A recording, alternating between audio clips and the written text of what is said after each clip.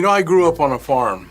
I grew up on a farm with chickens, with pigs, with cows, and we even had a few goats from time to time.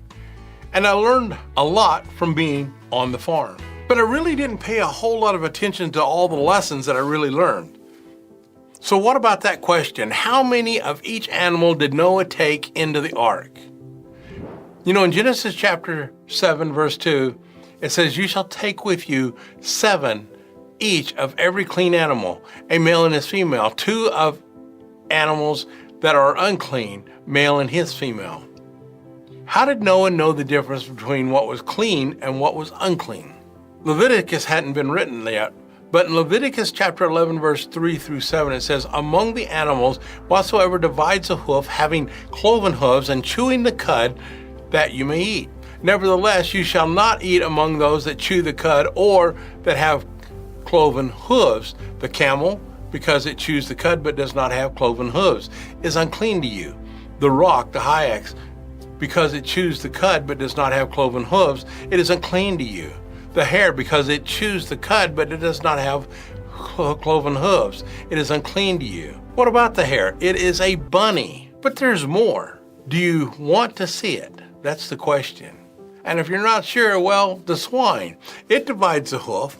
It has cloven hooves, but it is unclean to you because it does not chew the cud. You know, after a heart attack, it's very clear what the doctor tells you, and he tells you to avoid certain things in your life. And it might be good sense to avoid the swine so that you don't have problems in the first place. So what killed the great composer Mozart by age 35? And it took years to figure it out, but just a few years ago, an amazing story showed up in the Journal of the American Medical Association, and they figured it out.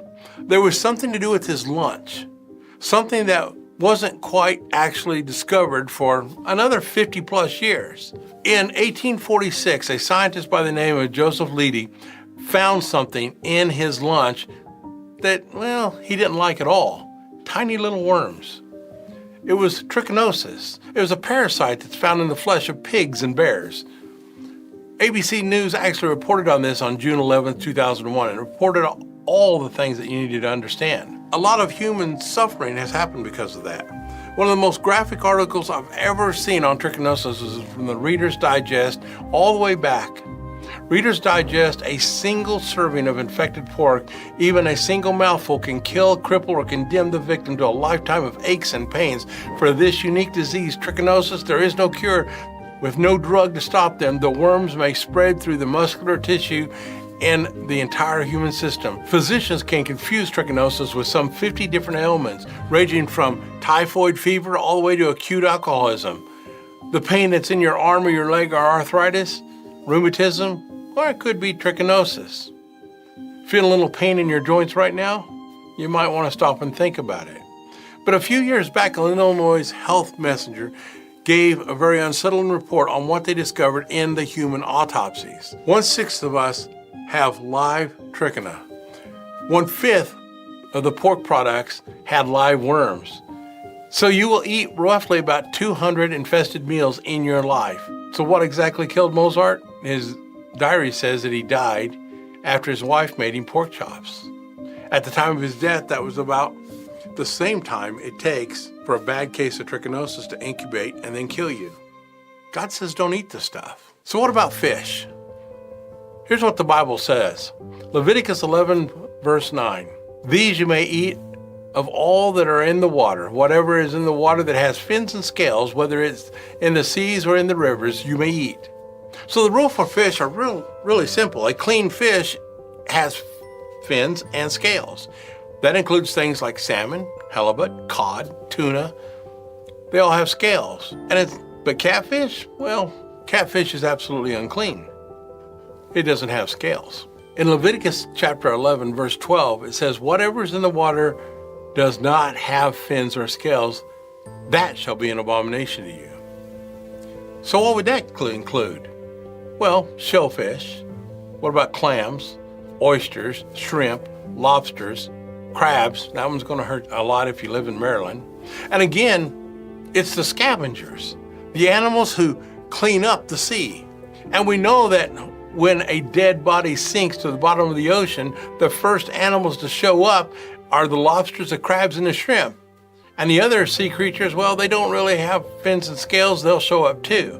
Why? Because they're the garbage cleanup crew. They clean up the sewage, they clean up the rot, they clean up the filth in the bottom of the ocean. And God says, if I were you, I would stay clear of that. So we know it's got to have split hooves, chew the cud, and it's got to have fins and scales. And what about birds? Leviticus covers that too in Leviticus chapter 11, 13 through 20.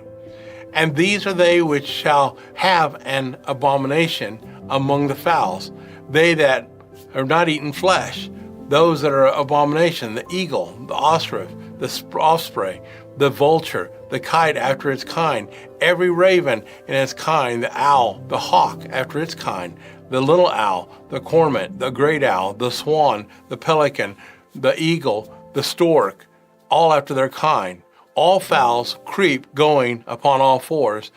They're an abomination to you. So God makes it very clear. The real question is, are we going to heed the advice? And remember, we have a choice. Ultimately, that choice will lead us to have a relationship with Christ, or we're going to walk on our own. See, Jesus waits for you at the door. He waits for your decision. And the question is, are you willing to open the door to your heart and let Jesus come in, change your life, and live longer?